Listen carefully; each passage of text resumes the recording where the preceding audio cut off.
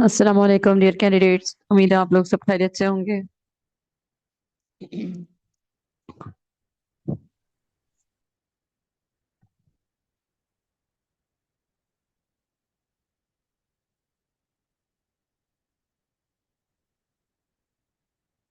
चलिए students सवातुर join कर रहे हैं, तो अब हम जो है वो स्टार्ट करते हैं।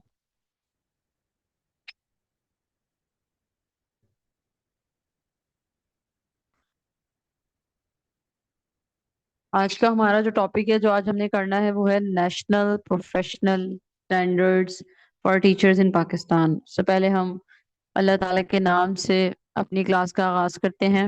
रब्बि इश्रह ली सदरी व यस्सिर ली अमरी वहलुल उक़दतम मिन लिसानी यफ़क़हू क़ौली।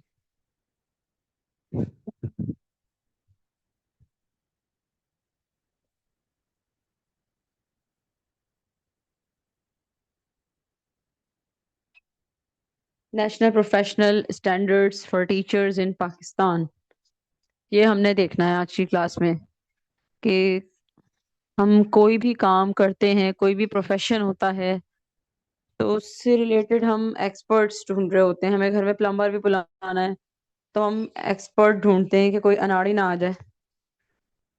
क्या बेंचमार्क है, क्या हमने एक स्टेटस सेट किया हुआ है कि कारपेंटर आएंगे तो वो तजर्बाकार आएंगे।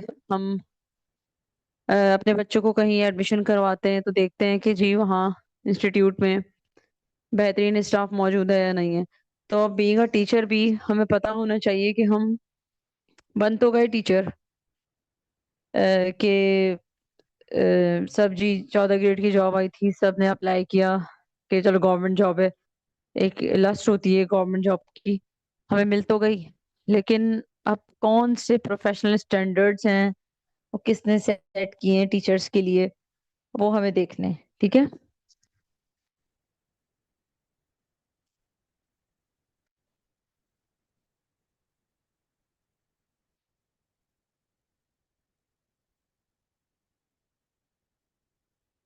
अच्छा जी, क्वेश्चन किया जा रहा है चैट में।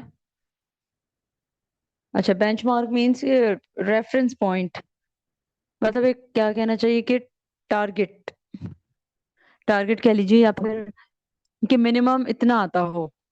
एक टीचर को मिनिमम इतना आता हो, एक रेफरेंस पॉइंट है कि जी हाँ ये ट्रेनिंग्स होंगी।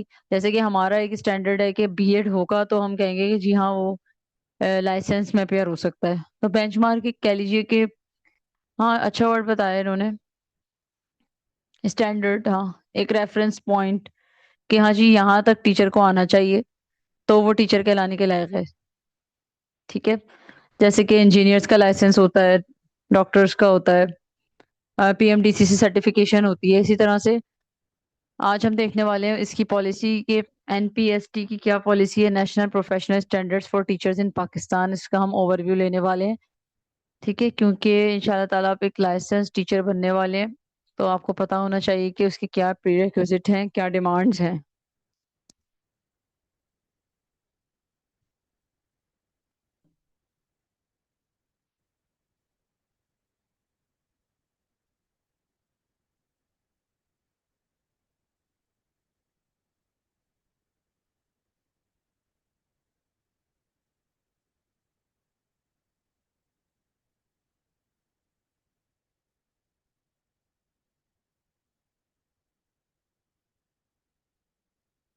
प्रोफेशनल स्टैंडर्ड फॉर टीचर्स का क्या कॉन्सेप्ट है? A set of guidelines that outline the knowledge, skills, competencies and dispositions expected of teacher to ensure quality education। ठीक है, क्वालिटी एजुकेशन को अटेन करने के लिए कौन सी गाइडलाइंस हैं, क्या मतलब क्वालिटी एजुकेशन हमें बच्चों को देने के लिए टीचर्स के पास क्या नॉलेज होनी चाहिए, कौन सी उनकी स्किल्स होनी चाहिए, महारतें होनी चाहिए, कौन सी कॉम्पिटेंसीज उनके अंदर होनी चाहिए, अगेन महारतें, and dispositions expected of teachers to ensure quality education. ठीक है, ये तमाम चीजें होंगी तो वो एक टीचर कहलाने के लायक होगा। ये नहीं कि हर जिसका भी दिल चाह रहा है वोट के जब वो बन जाए टीचर। एक किस मिजाज का होगा टीचर। ठीक है, डिस्पोजिशन मींस क्या उसका रवैया होगा, क्या रुझान होगा, कि कुछ होते हैं ना, बहुत ज्यादा मजाक करने के आदी होते हैं, कुछ बहुत सख्त मिजाज होते हैं। तो एक टीचर जो है वो कहीं उसको मजाक भी करना होता है, कहीं वो उनको शाइस्ता भी रहना होता है। तो एक क्या रवैया होगा टीचर का, ये हमें प्रोफेशनल स्टैंडर्ड बताता है। ठीक है। Benchmarks for eligibility continuity in the profession. ठीक है, अच्छा टीचर बनने के कोई काबिल है या नहीं है, ये स्टैंडर्ड बताता है कि कोई शख्स टीचर बनने के काबिल है या नहीं है, उनके अंदर इतनी काबिलियत है या नहीं है। हम कहते हैं सिर्फ डिग्री ले ली, डीए बीएड की एमएड की, no that is not enough. कोई एडीपी कर लिया, कोर्स कर लिया, no. Continuity in the profession, profession में कंटिन्यू रहने के लिए कि आप का कोई टेस्ट हुआ, आप 5 साल के लिए तो हैं टीचर। अब क्या पता 5 साल बाद आपको दोबारा कोई ट्रेनिंग की जरूरत पड़े। ठीक है। तो प्रोफेशन में कंटिन्यू रहने के लिए कौन आपको चेक करेगा कि 5 साल बाद भी आपकी जहनी सलाहियत ऐसी है कि आप पढ़ा सकते हैं या नहीं पढ़ा सकते। स्टैंडर्ड आपको चेक करेगा। प्रोफेशनल डेवलपमेंट, अगेन इसका भी मतलब ये है कि आप कोर्सेज लेंगे। ठीक है। सीडीपी, प्रोफेशनल कोर्सेज लेंगे आप, इवैल्यूएशन अकाउंटेबिलिटी। अच्छा जी, आप आपसे सवाल जवाब होगा आपके काम के बारे में, तो आप वो देने के काबिल होंगे कि जी आपने कोई रवैया अपनाया इंस्टीट्यूशन में तो क्यों अपनाया, कोई स्टेप लिया तो क्यों लिया। ठीक है। और एक क्वालिटी को मैटर करेंगे, आप क्वालिटी को बरकरार रखेंगे, being a good teacher and being a professional individual.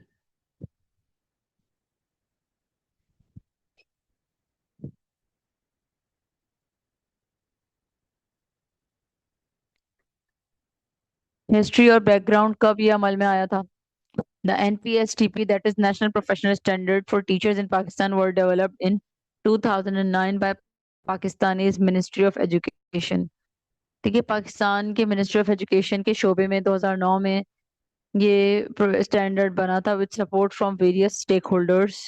ठीक है। दूसरे लोग जो जिम्मेदारी उठाते हैं पैसे के हवाले से भी और पॉलिसी बनाने के हवाले से भी, उनकी मौजूदगी में ये स्टैंडर्ड बनाया गया था, including provincial government, teacher training institutions and international organisations like UNESCO and USAID. UNESCO, United Nations of Education, इसकी एब्रीवेशन है, बता देते हैं आपको।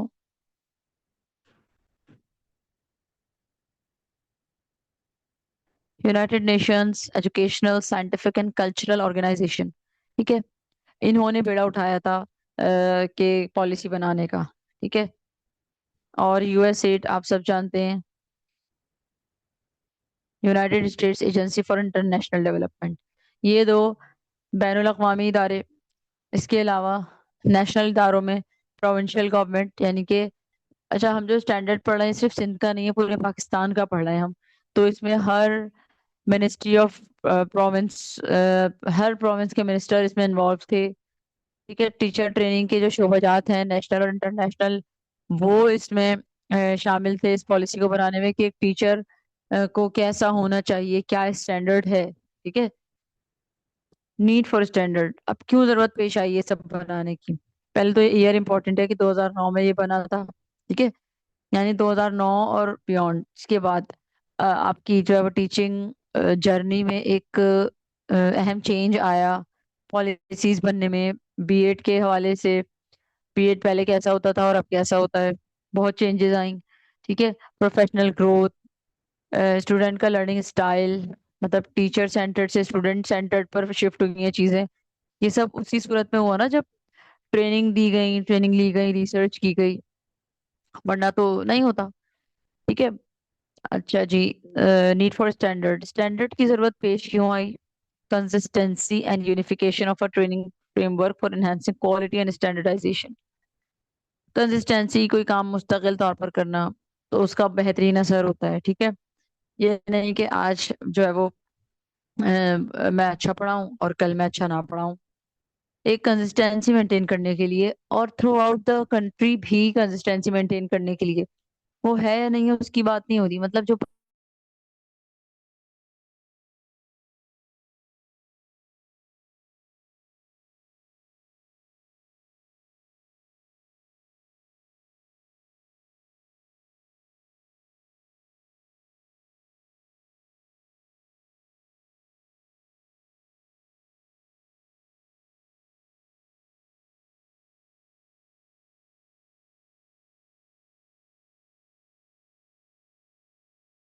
प्राइवेट इदारों से मुंसलिक रहे हैं, तो हम इस चीज का अंदाजा कर सकते हैं कि जो निजी इदारे हैं, हमारे प्राइवेट स्कूल्स, वो अपने तौर पर ट्रेनिंग देते हैं। ठीक है। क्यों क्यों देते हैं वो ट्रेनिंग? ताकि जब वो सेशन शुरू हो प्रॉपर, तो उन्हें पता हो कि फर्स्ट पीरियड में जाकर टीचर को क्या करना है। वो उम्मीद करें कि अब मैं राउंड लूंगा, प्रिंसिपल साहब ये उम्मीद करें कि मैंने ट्रेनिंग दे दी है अपने टीचर्स को, अब मैं राउंड लूंगा। कि मैं एक्सपेक्ट करता हूँ कि ब्रेक में 4 टीचर ग्राउंड में जरूर खड़ी होंगी, क्योंकि मैंने बताया था कि ये ब्रेक टाइम ड्यूटी लगेगी। अब मैं एक्सपेक्ट करता हूँ कि मंथ एंड पे मेरे टेबल पर रजिस्टर्स होंगे। मैं एक्सपेक्ट करता हूँ कि मेरे स्कूल में मारा नहीं जा रहा होगा बच्चों को। उन्होंने क्योंकि अपनी ट्रेनिंग में ये बात बेहतरीन समझा दी कि वो क्या एक्सपेक्ट करते हैं और किस चीज पे उनकी जीरो टॉलरेंस है, और क्या क्वालिटी वो देखना चाहते हैं कि जो साइंस पढ़ाना है तो एक्टिविटी मटेरियल के बगैर साइंस नहीं पढ़ाई जाएगी। तो ये सारी एग्जांपल्स दे रही हूँ आपको। तो वो पूरे स्कूल में अपना एक यूनिफॉर्मिटी मेंटेन करने के लिए ऐसा करते हैं।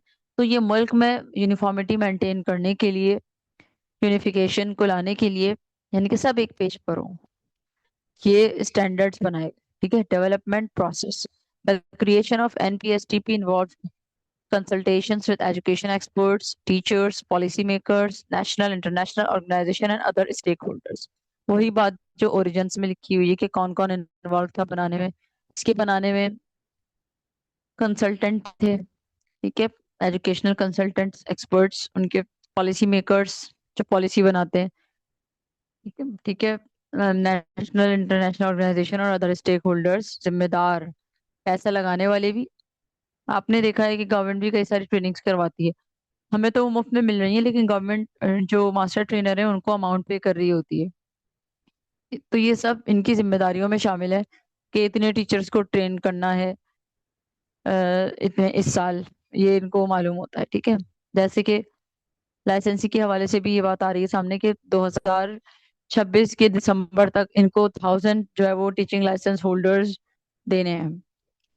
ठीक है। तो उस पर ही वर्किंग जारी है। तो इनको टारगेट्स मिलते हैं, इनको उस पर वर्किंग करनी होती है।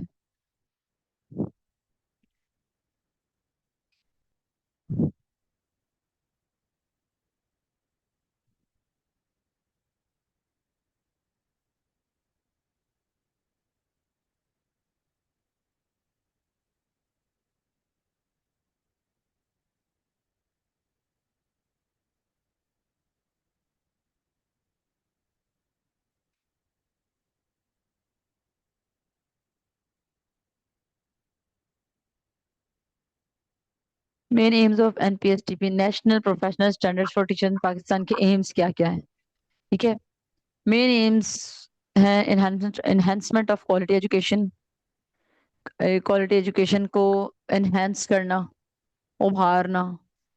प्रोफेशनलाइजिंग टीचिंग, टीचिंग को एज अ प्रोफेशन लेना। वरना नॉर्मली आप देखें तो हमारे यहाँ क्या होता है, बच्चियों ने इंटर किया, कुछ नहीं था करने के लिए, उन्होंने जाके टीचिंग शुरू कर दी। ठीक है। अच्छा जी, साइंस नहीं आती थी, चले हम इस्लामियात पीएचडी पढ़ाना शुरू कर दिया। कुछ भी किया, टीचर बनना बड़ा आसान काम सबके लिए है। दर हकीकत टीचिंग एक बहुत बड़ा टास्क है अगर आप मेंटली रेडी हैं। ठीक है। नॉलेज तो है ही है, देखिए हर मास्टर्स इंसान, मास्टर्स बंदा जाके टीचिंग नहीं कर सकता। हमें प्रॉपरली स्टूडेंट की साइकोलॉजी पढ़नी होती है कि हम तो जी गुजर गए ना उस उम्र से, हमने तो गुजार ली वो उम्र। अब हमारी क्लास का बच्चा इस वक्त इस चीज के बारे में क्या सोच रहा होगा? हम अपने लेवल से नीचे नहीं आ रहे। आपने अक्सर देखा होगा बड़े बड़े पीएचडी होते हैं, लेकिन उन्हें डिलीवर करना नहीं आता कि वो अपनी बात को डिलीवर कैसे करें। हाँ,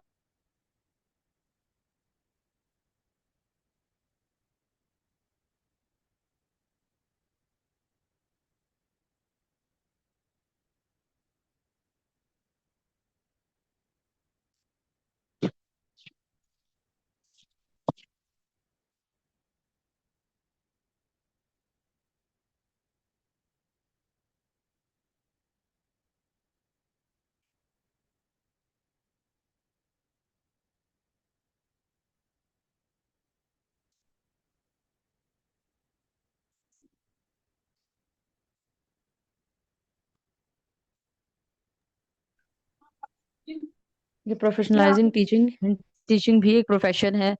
ऐसा नहीं कि जिसका भी दिल चाहे वो उठ के टीचर बन जाए। ठीक है। सपोर्टिंग टीचर डेवलपमेंट, सारी वीडियोस ना ये वाली इनका इसकी एम है। ये भी है कि अब वो टीचर बन गए हैं तो उनको जो है वो हाँ। प्रोफेशनल ग्रोथ में भी प्रॉपर हिस्सा लेना है। ठीक है। अपनी प्रोफेशनल ग्रोथ का ख्याल रखना और इदारे को भी उनकी प्रोफेशनल ग्रोथ का ख्याल रखना है। ठीक है। और कि किस तरह से टीचर जो है वो मॉडर्न तकाजों, मॉडर्न टीचिंग मेथड्स को अपना सकता है ज़माने के लिहाज से और इंटरनेशनल स्टैंडर्ड के लिहाज से। ठीक है। ये नहीं कि वो नहीं करना जो हमारे साथ हुआ। ठीक है। कि रीडिंग हो रही है, चैप्टर समझाया, कॉपी बंद। अब चीज़ें बदल गई हैं। टीचर डेवलपमेंट पर काम होगा, कोर्सेज होंगे, ट्रेनिंग्स होंगे तो सबको पता चलेगा ना। वरना हम और आप तो सिर्फ बातें करेंगे। तो इसलिए स्टैंडर्ड मेंटेन किया गया है कि अगर 60,000 एम्प्लॉयज हैं सिंध के, तो पूरे 60,000 को वो ट्रेनिंग देनी जरूरी है। ठीक है। इम्प्रूविंग स्टूडेंट्स आउटकम्स, इवेंचुअली जब टीचर मेहनत करेगा, टीचर जमाने के हिसाब से चलेगा, तो हमारे प्रोडक्ट क्या है, मार्केट की प्रोडक्ट होती है, इंडस्ट्री कोई प्रोडक्ट बनाती है, हमारे प्रोडक्ट हमारे स्टूडेंट्स हैं। जब वो स्टूडेंट्स का इम्प्रूव्ड आउटकम आएगा हमारे सामने, तो इवेंचुअली हमारी जो है वो जीत है, हमारे बच्चों की जीत है, वो हमारे इदारे की जीत है, हमारे मुल्क की जीत है। ठीक है। तो आउटकम टीचर का अच्छा होगा। वो कहते हैं ना, एग्जाम वो हमारा नहीं होता, हमारे टीचर्स का होता है। इसी तरह से अब हम टीचर बन के कहेंगे कि जो हम एग्जाम ले रहे हैं वो हमारे बच्चों का तो है एक लेवल पर, लेकिन प्राइमरीली वो हमारी चेकिंग है कि हमारा टीचिंग मेथड कैसा था। तो स्टूडेंट के आउटकम को बेहतर करने के लिए टीचर्स को वर्क करना पड़ेगा, टीचर्स पर वर्क करना पड़ेगा। Promoting accountability. ठीक है। इससे अब टीचर जवाब दे, अकाउंटेबिलिटी का मतलब जवाब दे। कैसे जवाब दे? अब हम उनसे कह सकते हैं ना कि आपको तो ये सिखाया था और आप कर क्या रहे हैं। ठीक है। अब टीचर को एक स्टैंडर्ड पता ही नहीं है और वो यूं ही आकर खड़े हो गए, जैसे हमारे स्कूल्स में होता है अक्सर, है ना, कोई कैसे पढ़ा रहा है, कोई कैसे पढ़ा रहा है ना, कोई एक स्टैंडर्ड नहीं होता। ठीक है। जबकि इंडक्शन ट्रेनिंग की भी बड़ी कोशिशें हो रही हैं, सबको नहीं मिल सकी वो। 3-3 साल हो गए इदारे में आए हुए, लेकिन इंडक्शन ट्रेनिंग नहीं मिली। ठीक है। अपॉइंट भी आपने नॉन बीएड्स को कर लिया था, तो अब आप उनसे सवाल भी नहीं कर सकते। अभी अकाउंटेबिलिटी है ही नहीं। अभी एक नॉर्मल जेएसटी पीएचडी से हम जिन्होंने बीएड नहीं किया उनसे हम क्वेश्चन नहीं कर सकते कि आप क्लास में जाके क्या कर रहे हैं। क्यों नहीं कर सकते? क्योंकि उन्हें तो ना कोई ट्रेनिंग दी गई, ना ही देखा गया कि वो बीएड है या नहीं है, ना ही कोई उनका सुटेबिलिटी टेस्ट हुआ। ठीक है। अब वो तो वही कर रहे हैं ना, वो बच्चों की किस्मत है और वो अल्लाह को जवाब दें अब कि अब उन अपने तौर पर कर रहे हैं कि उन्हें बच्चे को पढ़ाई से करीब करना है या दूर करना है। तो एक स्टैंडर्ड मेंटेन करने से टीचर भी अकाउंटेबल होता है और अकाउंटेबिलिटी लेने वाले भी इस काबिल होते हैं कि उस स्टैंडर्ड पर टीचर को परखें।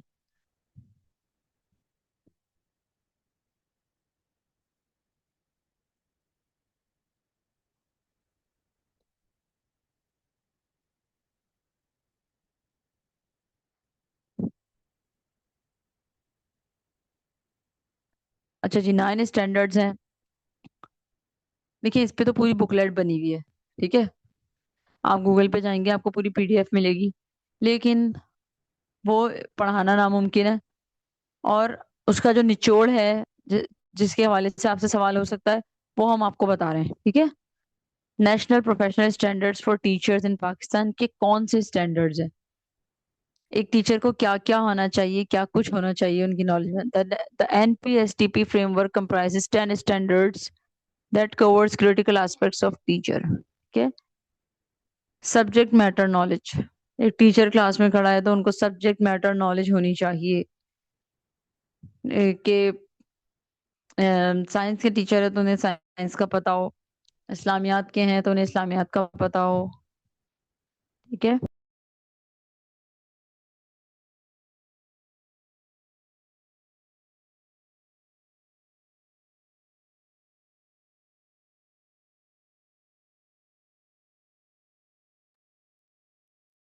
सब्जेक्ट मैटर नॉलेज पता होना चाहिए। ये वो इस्लामियात पढ़ा रहे हैं तो इस्लामियात ही का उनका स्किल हो पढ़ाने की। ठीक है। ये नहीं कि कोई भी कुछ भी पढ़ाने खड़ा हो जाए। एक टीचर जो पढ़ाने आया है वही पढ़ाए। ठीक है। ह्यूमन ग्रोथ एंड डेवलपमेंट, उनको इस चीज का आइडिया हो कि उन्हें इंसानियत के लिए काम करना है, ठीक है, ना कि बस अपना टाइम पास करना है।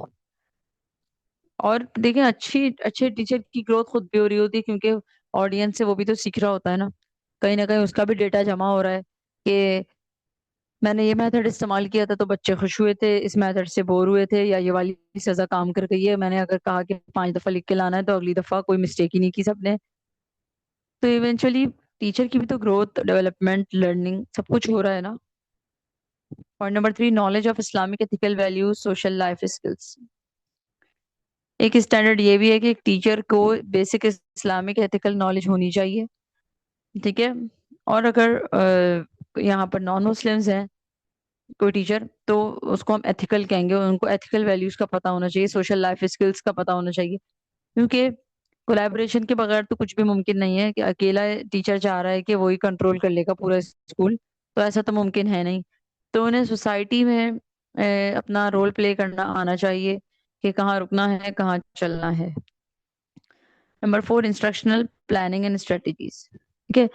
अब ये नहीं कि जो आया दिल चाह रहा है आके वही कर लिया, मतलब उन्हें अपनी बात कहने की प्लानिंग, और किस वक्त कौन सा मेथड अप्लाई करना है, टीचिंग के हवाले से भी, रवैये के हवाले से भी, हर चीज की उनकी एक प्लानिंग, एक स्ट्रेटेजी के थ्रू आउट द ईयर करना क्या है, ठीक है। ये नहीं कि लाइन से अक्सर आपने देखा होगा साइंस में जो है वो, एग्जाम्पल लें हम, साइंस में शुरू के 3 चैप्टर बायोलॉजी के होते हैं, फिर 3 चैप्टर या 4 चैप्टर केमिस्ट्री, और फिर 3 या 4 फिजिक्स के होते हैं।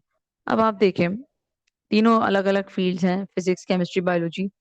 अब ये प्लानिंग के बगैर आप पढ़ाएंगे तो आप कैसे पढ़ाएंगे? शुरू का चैप्टर पढ़ाया, दूसरा पढ़ा दिया, तीसरा बायोलॉजी आपने पहले कवर कर दिया।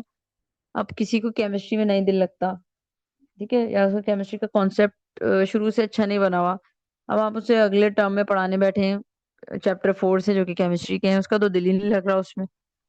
तो हमें सारे चंक साथ साथ देने होते हैं, एक चैप्टर फिजिक्स का, एक केमिस्ट्री का, तो एक बायोलॉजी का, ठीक है। आखिरी के लिए आपने छोड़े फिजिक्स के चैप्टर, उसमें तो और ही दिल नहीं लग रहा किसी का फिर। तो एक प्लानिंग होती है हर चीज की। इसी तरह इस्लामियात में भी आपने देखा होगा, एक पोर्शन होता है अखलाकियात का, एक पोर्शन होता है पर्सनैलिटीज का, और एक पोर्शन होता है ईमानियात और इबादत, जिसमें हम अक़ीदे तौहीद, अक़ीदे रिसालत, अकायद पढ़ रहे होते हैं। तो इसमें भी ना ये नहीं होता कि सारे अकायद जो है वो आपने पहले टर्म में रख लिए, दूसरे टर्म में वो सबर वगैरह रख लिया, सबर, मसावत, जो माशरती उसूल हैं, और आखिर में आप पर्सनैलिटीज पढ़ा रहे हैं। नहीं, ऐसा नहीं, हर हर बाब से एक एक चैप्टर लेना होता है। ये एक प्लानिंग होती है। डिस्ट्रिक्ट सेंट्रल पर तो ये एहसान है कि हमें एक बना बनाया सिलेबस मिल गया है, हमारे जो बड़े हैं उन्होंने एक सिलेबस तैयार किया हुआ है, हमें उसको फॉलो करना है, ठीक है। वरना सिलेबस जब नहीं भी होता, ठीक है, तो तब भी हमें खुद से जरा अपना दिमाग चलाना है, बीइंग अ सब्जेक्ट एक्सपर्ट। अच्छा जी, स्ट्रेटेजी हो गई। इसके बाद नंबर 5 पर हमारे पास आता है असेसमेंट, ठीक है। असेसमेंट यानी कि अब आप पढ़ाए जा रहे हैं, पढ़ाए जा रहे हैं, तो देखिए, ऐसे मैं आपको पढ़ाती रहूं, पूरे साल पढ़ा दिया, अब क्या कैसे पता चलेगा कि आपने वो स्टैंडर्ड अचीव किया है नहीं किया? वो स्टैंडर्ड अचीव करने का है तरीका कि हम असेसमेंट लें। तो हम स्टूडेंट्स का असेसमेंट लेके फैसला करते हैं कि whether he will go in another class और he will repeat this class, ठीक है। फिर असेसमेंट वही फॉर्मेटिव, समेटिव तरीक़ाकार जो पूरे मुल्क में राइज है, एक्टिविटीज के जरिए ले रहे हैं तो वो फॉर्मेटिव में आ रहा है, टर्म के बीच में ले रहे हैं फॉर्मेटिव, टर्म के एंड पे ले रहे हैं समेटिव, फिर फाइनल्स। ये इवैल्यूएशन और असेसमेंट के दरमियान फर्क है, वो आगे हम आपको जब असेसमेंट पढ़ाएंगे तो बताएंगे, ठीक है। जांच होती है इवैल्यूएशन। अच्छा जी, नंबर 6, लर्निंग एनवायरनमेंट। एक टीचर की जिम्मेदारी है कि वो प्रॉपर लर्निंग एनवायरनमेंट क्रिएट करे, ठीक है। चाहे वो एक पार्क में भी पढ़ा रहे हैं, या फिर एक आउटसाइड स्कूल के लिए, हम कहते हैं कि क्लासरूम नहीं होता, आउटसाइड स्कूल चिल्ड्रन के लिए, मतलब उनके स्कूल की बाउंड्रीज भी नहीं होती प्रॉपर, लेकिन फिर भी वो क्लास ले रहे होते हैं। तो जिम्मेदारी है कि एनवायरनमेंट क्रिएट करें, लर्निंग एनवायरनमेंट, जो चैप्टर पढ़ा रहे हैं उस हवाले से भी। आपने देखा होगा कि फिर हम वो चार्ट्स लगवाते हैं क्लास में, है ना, इंस्पेक्शन में भी ये चीजें बड़ी चेक होती हैं कि क्लास में चार्ट्स लगे हुए हैं नहीं, रेलिवेंट टॉपिक के। अब ये फलाना चैप्टर पढ़ा है। प्राइवेट स्कूल में तो ये बहुत होता है कि जो टॉपिक चल रहा है उसके हवाले से हर हर महीने जो है वो चार्ट सॉफ्ट बोर्ड चेंज हो रहे होते हैं। टीचर्स को लेट सेटिंग करवाई जाती है कि अब आपका ये चैप्टर इस हवाले से आपका चार्ट होना चाहिए, सॉफ्ट बोर्ड होना चाहिए।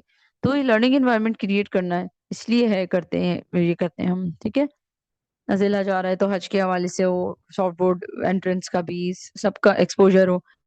देखिए ये लर्निंग होती है, भी एक पैसिव लर्निंग चल रही होती है ना, चलते फिरते इंसान पढ़ रहा होता है।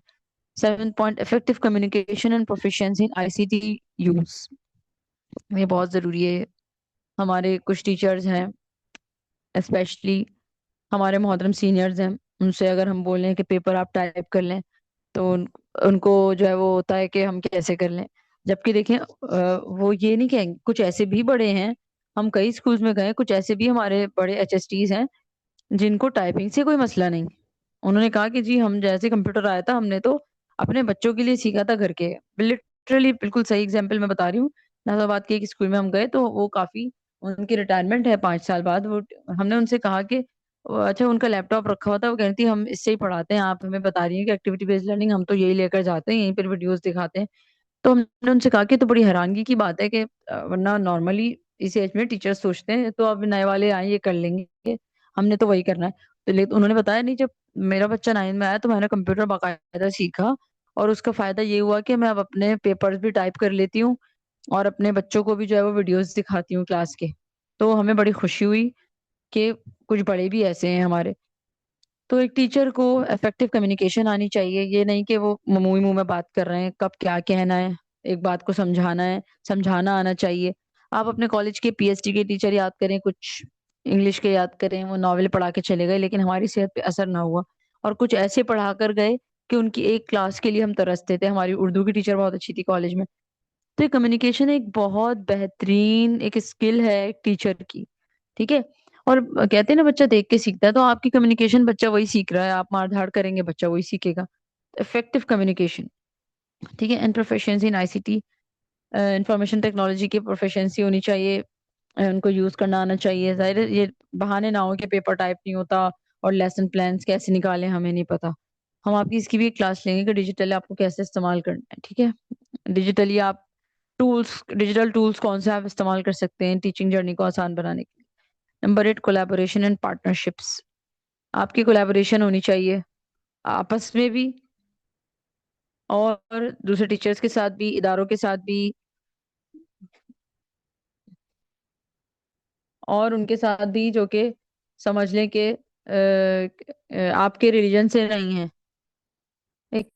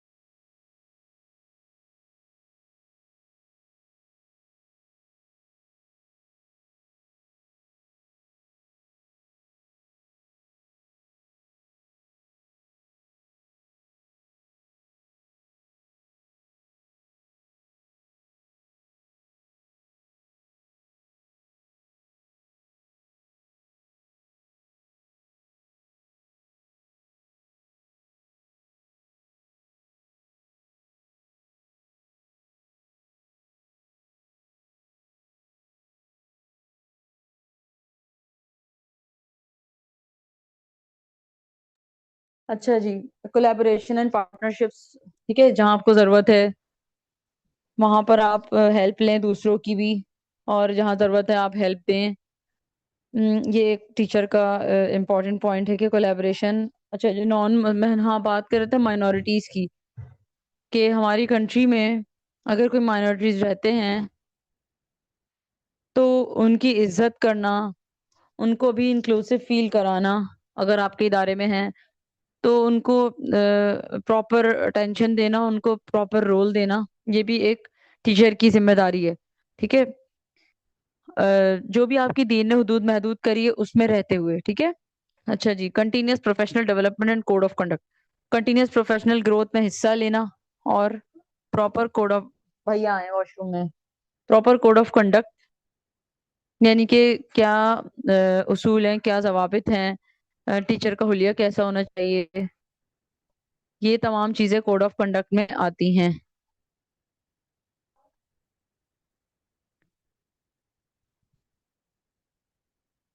ठीक है, कि रिस्पेक्ट मेंटेन करनी है, दूसरों की केयर करनी है, एक ट्रस्ट बिल्ड करना है आपस में कलीग्स का भी, एक उनके प्रोफेशन की एक अजमत है, पेशा पैगंबरी है, उसको बरकरार रखना है। ये एक टीचर की जिम्मेदारी है। ठीक है। और जो 10th प्रोफेशनल स्टैंडर्ड है वो यहाँ मिसिंग है, वो है teaching of English as a foreign language. कि यहाँ किसी ने कोई क्वेश्चन किया था ना एक दफा कि मिस ये टीचिंग लाइसेंस का टेस्ट हम उर्दू में दे दें, तो अब आप इंग्लिश पढ़ रहे हैं एज अ सेकंड लैंग्वेज, बचपन से इंग्लिश पढ़ रहे हैं, तो कुछ तो रोल प्ले करती है ना इंग्लिश। तो इंग्लिश अब ऐसे ही आपकी एज अ सेकंड लैंग्वेज है। देखिए क्योंकि इंटरनेशनल लैंग्वेज है, अब आपको इसमें एक्सपर्टीज हासिल करनी है। अब तो सोशल मीडिया की वजह से भी काफी आसानियां हो गई हैं कि हम कोई पोस्ट पढ़ रहे होते हैं, हम ऑल्दो हम इतने एक्सपर्ट नहीं होते, हम इतनी ज्यादा फ्लुएंसी नहीं होती हमारी इंग्लिश बोलने में, लेकिन एजुकेशन के बड़ी चीजें आती है ना, हम किसी को पढ़ाते रहें, लेकिन जब अप्लाई करना आता है तो उसको चीजें समझ आती हैं, तो वही हम एप्लीकेशन के जरिए इंग्लिश सीख रहे हैं। ठीक है। इवन कि अब जो हमारे बच्चे हैं, उनको उर्दू नहीं, वो वाले वर्ड्स उर्दू में नहीं पता होते, उर्दू समझाने के लिए भी उन्हें इंग्लिश का लफ्ज इस्तेमाल करना पड़ता है कि हम ये कहना चाह रहे हैं आपसे। ठीक है। तो इंग्लिश से पीछा नहीं छूटेगा। अ, उसको अपने साथ साथ रखना जरूरी है एक अच्छे टीचर को, क्योंकि इंटरनेशनल लैंग्वेज है और इंटरनेशनल लोग ही पॉलिसी बना रहे हैं। तो दैट्स द पॉइंट। अच्छा जी, अब क्लास के अख्ताम की तरफ हम जा रहे हैं।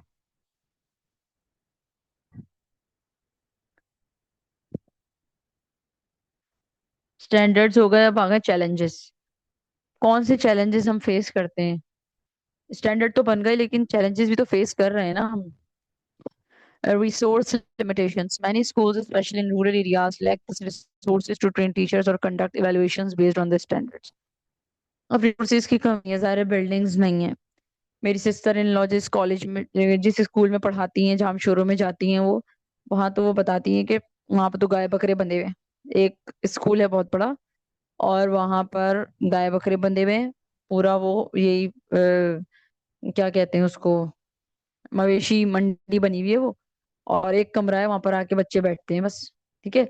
तो ये हालात हैं, specially in rural areas, lack of the resources to train teachers और conduct evaluations based on standards. ठीक है। अब जाहिर है आपने बिल्डिंग प्रोवाइड नहीं की, तो अब आप कैसे चेक करने के लिए आ रहे हैं उसको? कोई चेक करने भी नहीं आएगा, तो इवैल्यूएशन उनकी प्रॉपर हो ही नहीं पाएगी। तो यहाँ आपका चैलेंज आ गया। Professional development, ongoing teachers training programmes are limited which hinders teachers from meeting in the standards fully. वही जो हम बात कर रहे थे, हमारे सामने एग्जाम्पल है कि इंडक्शन ट्रेनिंग हम सब की नहीं हुई। सबकी नहीं हुई तो अब फिर हमसे कोई सवाल नहीं कर सकता, वी आर नॉट अकाउंटेबल। ठीक है। लेकिन लेकिन आपसे दरख्वास्त यही है कि जब आपको जॉब मिल गई है तो अब आप प्रॉपर तरीके से इसको ओन करें प्रोफेशन। ठीक है। फॉर ग्रांटेड ना लें इसको। अच्छा, monitoring and accountability, weak monitoring systems and inconsistent accountability measures often mean that school struggle is enforce these standards. वही बात, इंस्पेक्शन आज हो रहा है, इस महीने हो रहा है, तो हम बड़े एक्टिव हैं, इंस्पेक्शन हो रहा है। ठीक है। हम हालांकि हमें हर दिन ऐसे ही काम करना चाहिए कि इंस्पेक्शन हो रहा है, क्योंकि अल्लाह ताला तो देख रहे हैं ना। ठीक है। मॉनिटरिंग अकाउंटेबिलिटी की कमी है, जाहिर है कि एक जो लोग हम पर मुसल्लत हैं, उनका काम है ना कि वो चेक करें। ठीक है। लेकिन मैं आपको बता दूं, जिस मुल्क में हम रहते हैं, कोई हमें चेक करे ना करे, हम खुद ही अपने टीचर बन के अपने आप को चेक करें कि मेरा आने वाला कल, आने वाले आज से बेहतर होना चाहिए, आने वाला कल आज से बेहतर होना चाहिए, मेरे प्रोफेशन के लिहाज से भी, बीइंग अ ह्यूमन बीइंग भी। मैं सोचूं कि ये जो मैंने इस साल कमी की है, अगले साल जब मैं पढ़ाऊंगी तो ये वाली कमियां मुझे नहीं करनी। ठीक है। Contextual adaptation. While the standards offer a universal framework, they sometimes fail to address region-specific issues, language barriers, or socio-economic challenges. ठीक है। अब आप भी जानते हैं hard area soft area. Hard area में किसी को जॉब मिली है, सिंधी स्पीकिंग है, वहाँ किसी और लैंग्वेज के भी बच्चे आते हैं, वो उसको तो आती सिर्फ सिंधी है वहाँ के टीचर को, तो वो तो सिंधी में ही पढ़ाएगा ना। तो रीजन स्पेसिफिक इश्यूज हैं जहाँ पर मसला आता है, यहाँ पर काम करती है आपकी नेशनल लैंग्वेज और इंटरनेशनल लैंग्वेज। ठीक है, that was all.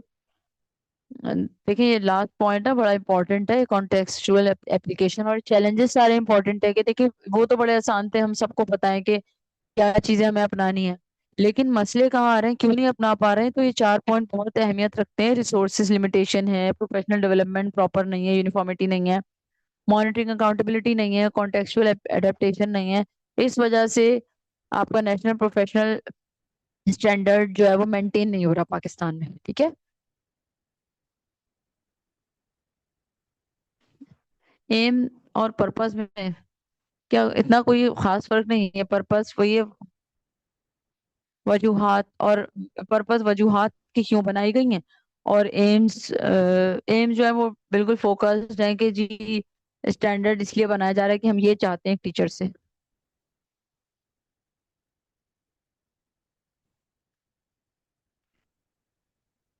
Contextual adaptation, अच्छा जी लास्ट पॉइंट है contextual adaptation. While standards offer a universal framework, देखें एक स्टैंडर्ड फ्रेमवर्क आपको दिया जा रहा है, ठीक है, इदारा आपको एक स्टैंडर्ड दे रहा है। They sometimes fail to address region specific issues, लेकिन कुछ रीजन स्पेसिफिक इश्यूज हैं जो कि केटर नहीं हो रहे। ठीक है, कुछ रीजन स्पेसिफिक इश्यूज हैं जो कि केटर नहीं हो रहे। जैसे कि हमने आपको लैंग्वेज का बताया कि एक उर्दू स्पीकिंग टीचर है, लेकिन बच्चों को सिर्फ सराइकी आ रही होती है, तो वो नहीं समझेंगे। तो हम या फिर हम तो अभी सिंध की बात कर रहे हैं, और कंट्रीज में और सिटीज में भी यही होता है कि वहां पर ये मसले मसाइल आते हैं, लैंग्वेज बैरियर।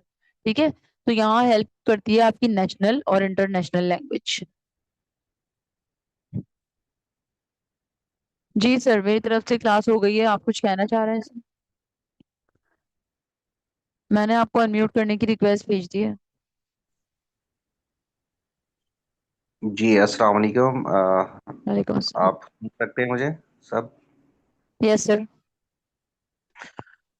जी, क्या हाल है मिस यूसरा? खैरियत से हैं? और तमाम पार्टिसिपेंट्स उम्मीद है खैरियत से होंगे। अल्हम्दुलिल्लाह। अल्हम्दुलिल्लाह। अच्छा, बस मैंने सिर्फ थोड़ा सा फीडबैक लेना था, क्योंकि पिछले हफ्ते काफ़ी इश्यूज थे रिकॉर्डिंग्स के हवाले से और एक्सेस ना मिलने के हवाले से। तो मैं उम्मीद रखता हूँ कि अब बेशतर लोगों का मसला हल हो गया होगा।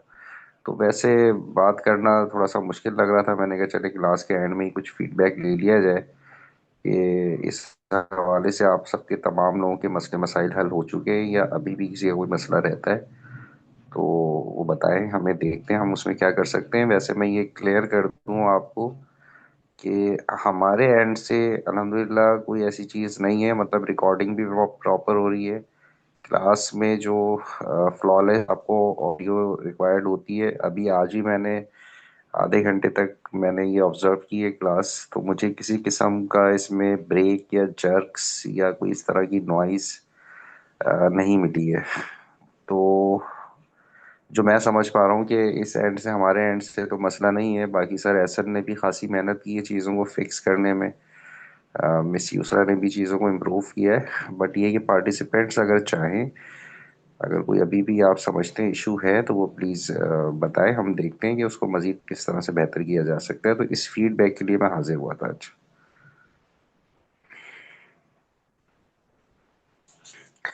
जी, पार्टिसिपेंट्स को अलाउ है क्या? वो अनम्यूट हो जाएंगे जी पार्टिसिपेंट्स? जी, बिल्कुल हो जाएंगे जी। नरजिस आप अपना माइक अनम्यूट करके बोल सकती हैं।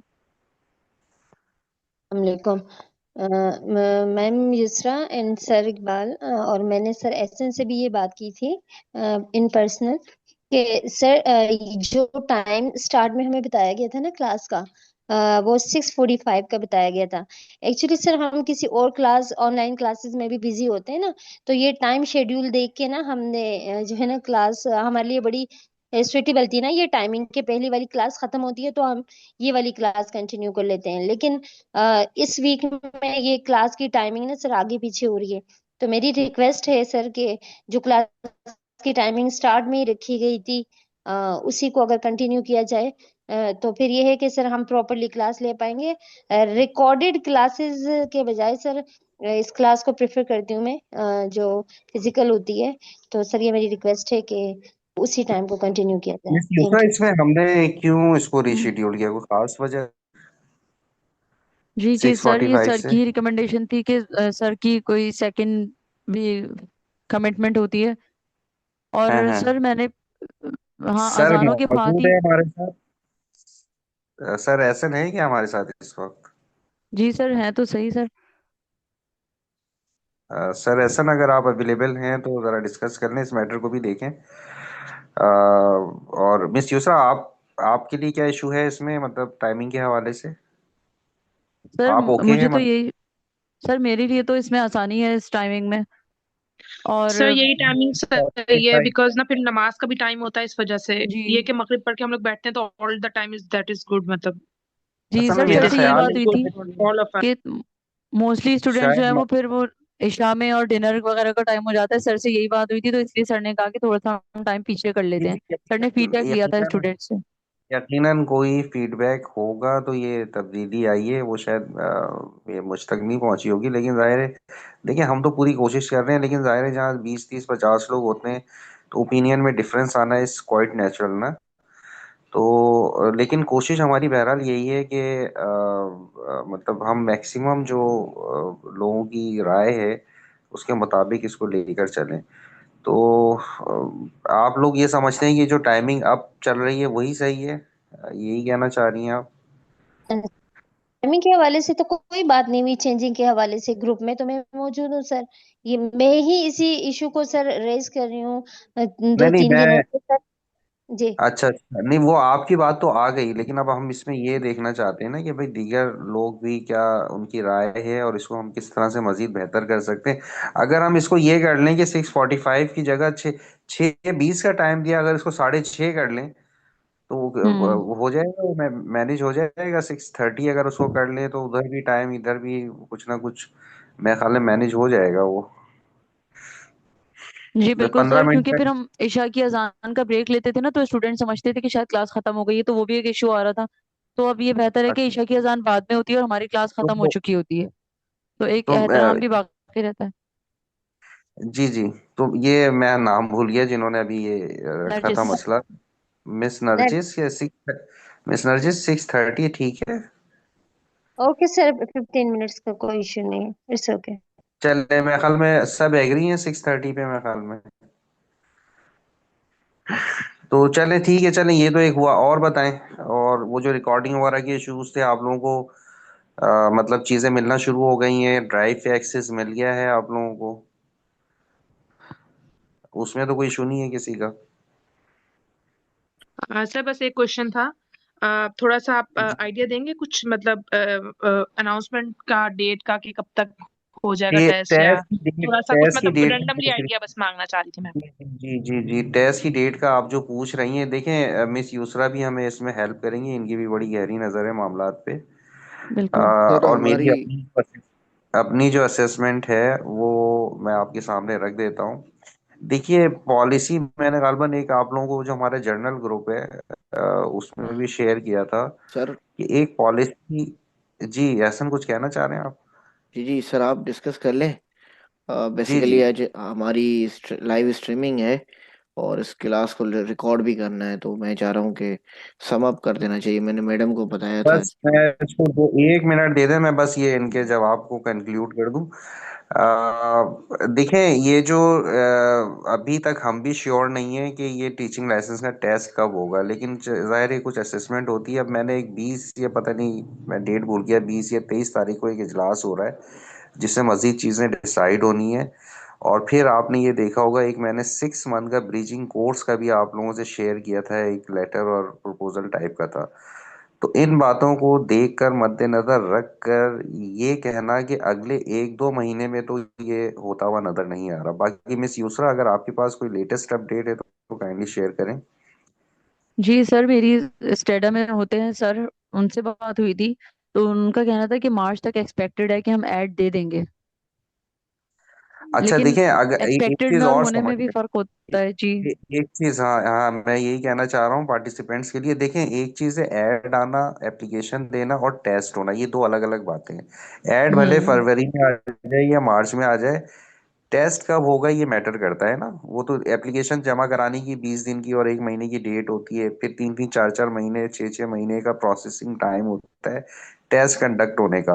तो मेरा ये ख्याल है कि अगले 2 4 महीने टेस्ट तो नहीं हो रहा। हाँ, एप्लीकेशन आ सकती है, वो हम्म। एक सेपरेट मैटर है कि आप अप्लाई कर दें। बट हम्म। मेरा ख्याल है कि 3 4 महीने से पहले तो मुमकिन नजर नहीं आ रहा कि ये टेस्ट हो।